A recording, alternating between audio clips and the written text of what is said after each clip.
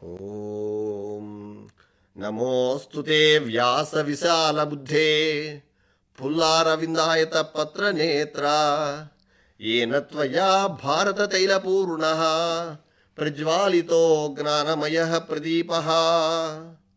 శ్రీ గురుభ్యో నమః. గీత వింటున్న అర్జునుడికి ఒక అనుమానం కలిగింది. కర్మలను వదిలివేయడం శ్రేష్టమా, కర్మలను ఆచరించడం శ్రేష్టమా అని.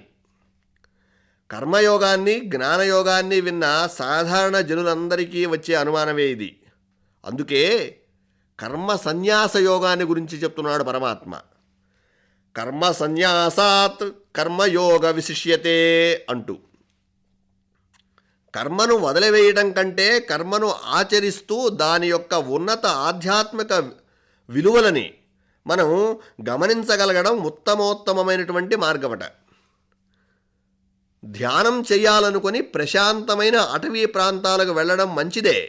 అయితే లక్షల మంది జనాల మధ్యన ఉంటూ వారి మంచి చెడులను చూస్తూ వారికి సాయం చేస్తూ వారిని సేవిస్తూ ఇంకా మనం మంచి మంచి ధ్యానం చేయవచ్చట. మరో వ్యక్తికి మనం సహాయం చేయగలిగినప్పుడే మన ధార్మిక ప్రవృత్తి లేదా ధ్యానం తపో ఫలితాన్ని పొందగలుగుతుందట. స్వార్థానికి అతీతమైనటువంటి పనుల చేత, ఈశ్వరార్పణ బుద్ధితో చేసే పనుల చేత చిత్తం సంస్కరించబడి జ్ఞానం అంకురిస్తుంది. అలాంటి జ్ఞానాన్ని పొందిన మహానుభావులకు కర్మలు అంటవు, కర్మ ఫలితాలు అంటవు. వారి పనులు ధర్మ నిర్వహణ విధిలో భాగంగా అమరిపోతాయి. అదే కర్మ సన్యాస యోగం అంటాడు కృష్ణుడు. నివృత్త రాగస్య గృహం తపోవనం అంటోంది భాగవతం. తపస్సుకై అరణ్యాలకు వెళ్ళి కూడా మనుషుల పట్ల, వస్తువుల పట్ల, సంపదల పట్ల వ్యామోహంతో అలమటించే కంటే ఇంట్లోనే ఉండి కర్మలను యోగంలాగా ఆచరించడమే అసలైన తపస్సు అని చెప్తోంది భాగవతం. యోగంలో పరిపూర్ణమైన ప్రావీణ్యత రానంత వరకు సన్యాసం కానీ కర్మయోగం కానీ రావుట.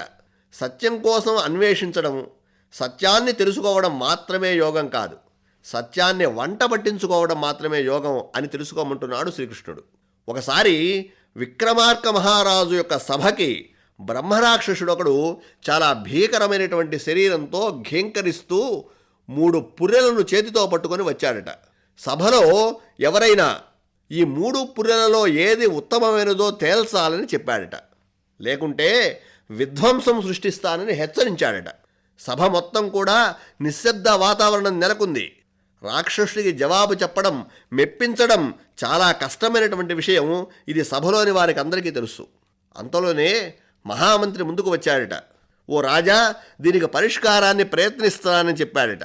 ఒక ఇనుప తీగ తెప్పించుకున్నాడట. ఒక్కొక్క పుర్రె చెవిలో నుంచి దూర్చడం మొదలుపెట్టాడు. చివరికి ఒక పుర్రెను చూపించి ఇది చాలా గొప్పవాడి పుర్రె అని తేల్చి చెప్పాడు. బ్రహ్మరాక్షసుడు ఘీంకరంగా గద్దించాడు. ఇది గొప్పవాడిది అని ఎలా నిర్ధారించావు అంటూ మళ్ళీ ప్రశ్నించాడు. మహామంత్రి జవాబిస్తూ, ఓయి రాక్షసోత్తమా, మొదటి పుర్రెకు ఒక చెవి నుండి మరో చెవి తీగను తూర్చాను. అది 2వ చెవి నుండి బయటకు వచ్చింది. అధములు మంచిని, జ్ఞానాన్ని ఎంతమంది నుంచి ఎన్నిసార్లు విన్నా కూడా దానిలోని మర్మాన్ని గ్రహించకుండా వదిలివేస్తూ ఉంటారు. ఒక చెవితో విని మరొక చెవితో వదిలివేసేవారు అధములు కనుక మొదటి పుర్రె అధమునిది అని నిర్ణయించాను. ఇక 2వ పుర్రె చెవిలో దూర్చాను తంతిని. అది అతని నోటి ద్వారా బయటకు వచ్చింది. ఇది మధ్యముని పుర్రె అని నిర్ధారించాను.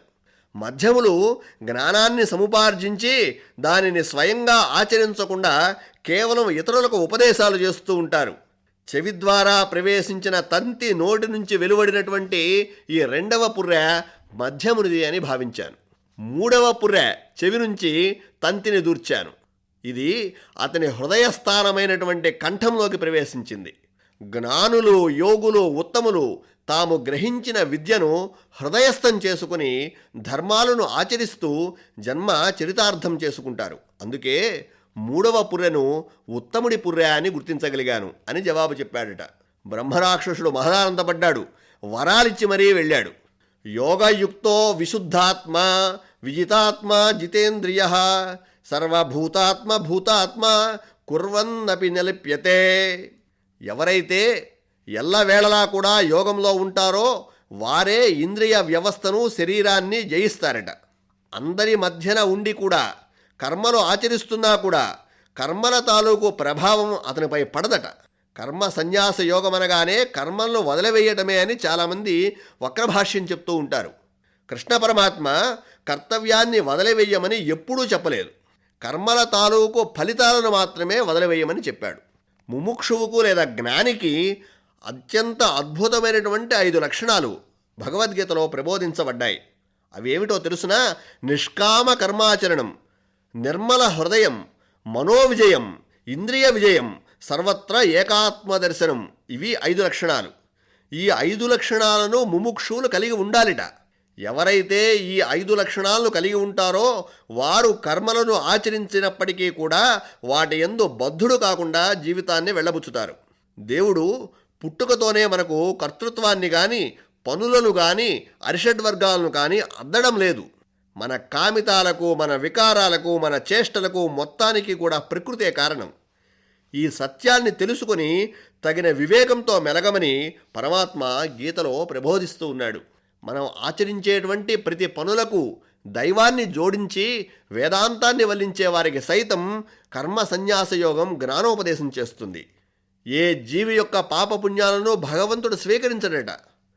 ఆత్మజ్ఞానంతో అజ్ఞానాన్ని తొలగించుకుంటే సృష్టి మొత్తం కూడా తేజోవంతమై భగవంతుని రూపంగా గోచరిస్తుందట. అదే తపస్సు. తీవ్రమైన సాధన అభ్యాసం కలిగి ఉన్న వారికి మాత్రమే జ్ఞానం, తద్వారా మోక్షం సిద్ధిస్తాయి. కాబట్టి సత్యాన్వేషణ చేయాలనుకున్న వారు మొట్టమొదట సోమరితనానికి స్వస్తి చెప్పి తదనుగుణమైనటువంటి ప్రయత్నం చేయాలని, అలాంటి ప్రయత్నం కూడా దైవీభావంతో చేయాలని భగవద్గీత ప్రబోధిస్తోంది. విద్యా వినయ సంపన్నే బ్రాహ్మణే గవిహస్తిని సునిచైవ స్వపాకే చ పండితాః సమదర్శనః అని. జ్ఞానులకు భేదభావం ఉండదట. సమస్తమును ఆత్మస్వరూపంగానే చూస్తారట. జనుల దృష్టి 3 విధాలుగా ఉంటుందని చెప్తాడు పరమాత్మ. దేహదృష్టి, మనోదృష్టి, ఆత్మదృష్టి అని దృష్టి 3 రకాలు. ప్రాణుల బాహ్య రూపాన్నే చూడగలవారు అధములుగా చెప్పబడతారు. దేహ సౌందర్యాన్ని కాకుండా మనస్సును, బుద్ధిని, వారి భావాలను గ్రహించేటువంటి వారు మధ్యములు అని చెప్పబడతారు. సర్వ ప్రాణులకు ఆత్మ ఒక్కటే అని తెలుసుకొని అది కూడా తన వంటిదేనని భావించి ఆత్మవత్ సర్వభూతాని అనే భావంతో మెలిగేవారు ఉత్తములు లేదా ధర్మవేత్తలు అనబడతారు. ఆత్మదృష్టి గల వారినే జ్ఞాని అని, పండితుడు అని ధర్మశాస్త్రాలు చెప్తున్నాయి. విద్యా వినయాలు గల బ్రాహ్మణుడి యందు, ఆవు యందు, ఏనుగునందు, కుక్క మాంసము తింటూ దుర్భర జీవితాన్ని గడిపేటువంటి అతి పేదవాని యందు కూడా, ఇంకా సకల ప్రాణికోటి యందు కూడా సమభావం కలిగి దైవీభావంతో గౌరవించగలిగే వాణ్ణే పండితుడు అంటారని కర్మ సన్యాస యోగంలోని ఈ శ్లోకం వివరిస్తోంది. అసారే ఖలు సంసారే సుఖభ్రాంతి శరీరిణాం లాలాపాన వివాంగుష్టే బాలానాం క్షీర విభ్రమః అని శాస్త్రం. చంటి పిల్లవాడు నోట్లో వేలు వేసుకొని చీకుతూ తద్వారా తన ఉమ్మిని తానే మింగుతూ వేలు నుండి పాలు వస్తున్నట్లుగా భ్రమించి పరమానందం పొందుతారట. అట్లే సారవిహీనమైనటువంటి ఈ సంసార విషయాలకు చిక్కి అజ్ఞానులు తాము అనుభవించేటువంటి భౌతిక అనుభూతులనే సుఖాలు అంటూ మురిసిపోతూ ఉంటారట. కుక్క ఎండిన ఎముకను నోటితో పట్టుకొని మాంసం తినాలి అని ఆకాంక్షించి కొరికి తన అంగిటిలో గుచ్చుకోవడం ద్వారా తన నుంచి కారుతున్న రక్తాన్ని తానే చప్పరిస్తూ మాంసం తింటున్న అనుభూతిని పొందుతుందట, సంతోషిస్తుందట. అలాగే మనిషి కూడా రాగమయమైనటువంటి భౌతిక బంధాలకు లోబడి క్షణికానందాలకు, తాత్కాలికమైనటువంటి భౌతిక భోగాలకు వసుడై విఘ్నత కోల్పోయి సత్యాన్ని, శాశ్వతత్వాన్ని గుర్తించలేక జీవనం చేస్తూ ఉంటాడట. సత్యాన్ని తెలుసుకోవడం ఒక మానసిక సంఘర్షణ. అనుభవాల తాలూకు అనుభూతులు గొప్పవా, అలౌకికమైనటువంటి శాశ్వత ఆనందం గొప్పదా? వీటిలో ఏదో తేల్చుకోమంటే ఎంత సంఘర్షణ, ఎంత పరిశ్రమ జరగాలి. సద్గురువు యొక్క సాంగత్యమే లేకపోతే సత్యాన్వేషణ అసాధ్యం. సత్యాన్వేషణ చేయగలిగిన వారు మాత్రమే జ్ఞానవంతులై కర్మలను ధార్మిక వృత్తితో ఆచరిస్తూ విముక్తులు కాగలుగుతారు. సృష్టిలో చాలా ప్రియంగా అనిపించే బంధాలు ఏవీ కూడా ప్రియమైనవి కాదు అని సాధకులు మాత్రమే గ్రహించగలుగుతారు. పూర్వపు రోజుల్లో ఒక వర్తకుడు వ్యాపారం కోసమై కొంత డబ్బును మూటగట్టుకొని బయలుదేరాడట. పాత రోజులు కదా, కాలిబాటలో వేల కొలది మైళ్ళు ప్రయాణించాలి. అలసిపోయినప్పుడు ఎక్కడైనా సత్రంలోనో దేవాలయంలోనో మార్గ మధ్యపు చెట్ల నీడల్లోనో విశ్రాంతి తీసుకుంటూ పగలంతా ప్రయాణించడం ఆనాటి విధానం. మన వర్తకుణ్ణి ఒక దొంగ కూడా వెంబడించడం మొదలుపెట్టాడు. తనలాగే వ్యాపారిని అంటూ చెప్తూ స్నేహితుడిగా నటిస్తూ వ్యాపారి దగ్గర ఉండేటువంటి వస్తువులను నగదు మూటను గుర్తించి దొంగలించాలని అతని ఎత్తుగడ. రాత్రుల్లో వ్యాపారి నిద్రపోతూ ఉంటే దొంగ మాత్రం నిద్ర మానుకొని ధనం మూట కోసం నిరంతరం అన్వేషిస్తూ ఉండేవాడట. దాదాపుగా వారి ప్రయాణం ముగింపు దశకు వచ్చింది. దొంగకు మాత్రం డబ్బులు దొరకలే. ఉండబట్టలేక వ్యాపారిని నేరుగా ప్రశ్నించాడట. ఓ వ్యాపారి, ధనం లేకుండా వ్యాపారానికి వెళ్ళలేవు కదా, మరి నీ నగదు మూటను ఎక్కడ దాచిపెట్టావు అంటూ. వ్యాపార ప్రయాణాలలో నిరంతరం తిరుగుతూ ఉండేటువంటి ఈ వ్యాపారికి ఇలాంటి దొంగలతో ఎన్ని అనుభవాలు. అందుకే నింపాదిగా జవాబిస్తూ, మిత్రమా, పగలంతా ధనం సంచిని నా వద్దనే పెట్టుకుంటాను. రాత్రిపూట మాత్రం నిద్రించే ముందు నీ తలగడ కింద పెడతాను. నువ్వు మాత్రం నిద్ర మానుకొని నా సొమ్ముకు కాపలా కాస్తున్నావు. నీకు చాలా ధన్యవాదాలు అని చెప్పాడట. దొంగ అన్ని ప్రాంతాలను 1కి 10 సార్లు వెతికేవాడు. ప్రతిరోజు కూడా ధనం సంచి ఎక్కడుందో అంతుబట్టగా అలమటించేవాడు. తన తలగడ కిందనే ఉంటుందని కనీసం ఊహించలేకపోయాడు. అందుకే ప్రయాణం పూర్తయినప్పటికీ కూడా ధనం మాత్రం పొందలేకపోయాడు. సరిగ్గా మనము ఇంతే. మనలోనే ఉన్న బ్రహ్మానందాన్ని, మనలోనే ఉన్న నిర్మలత్వాన్ని, మనలోనే ఉన్న ప్రశాంతతను గ్రహించలేక అది ఎక్కడో ఉన్నది అంటూ భ్రమపడుతూ అన్వేషిస్తూ అలసిపోతూ అందరికీ దూరమై చింతాక్రాంతులమై జీవితం గడిపేస్తుంటాం. మన మనస్సులోనూ మన హృదయంలోనే ఉన్న దైవాన్ని, ఆనందాన్ని గ్రహిస్తే జీవితంలో అశాంతికి తావే ఉండదు. జీవనం యోగమయమవుతుంది. ఇంద్రియాల వల్ల కలిగే భోగాలు అల్పకాలికమైనవి, అవి దుఃఖహేతువులు కూడా. ఎవరైతే త్వరితంగా తమలోని కామక్రోధాలను అరికట్టగలుగుతారో అతడే సుఖవంతుడు, యోగి అని కృష్ణ పరమాత్మ 5వ అధ్యాయంలో వివరించాడు. ఇతర ప్రాణులకు హాని తలపెట్టకుండా ఉంటూ అనుమానాలను విడిచిపెట్టి దైవీభావంతో జీవిస్తూ ఇంద్రియాలను, మనస్సును అదుపులో పెట్టుకుని సకల జీవరాశి యొక్క క్షేమాన్ని కోరేవారు బ్రహ్మ సాక్షాత్కారాన్ని, మోక్షాన్ని పొందుతారని కర్మ సన్యాస యోగం చెప్తోంది. ఎంత గొప్ప సందేశం ఇది! భగవంతుడు మోక్షం అనేటువంటి ఈ 2 పదాలను అటుంచితే ఈ వాక్యాలు అందించేటువంటి సందేశం ఎంత లోకోపకారమో గ్రహించండి. సంశయ రాహిత్యం అంటే అనుమానం లేకుండా ఉండటం అని అర్థం. అంటే మన కర్తవ్యంపై, ధర్మంపై నమ్మకంతో మెలగడం. పాపరహిత జీవనం అంటే ఏ ప్రాణిని కూడా కష్టపెట్టకుండా ఉండగలగడం. అందరూ తమ వంటి వారే అని గ్రహించి నడుచుకోవడం.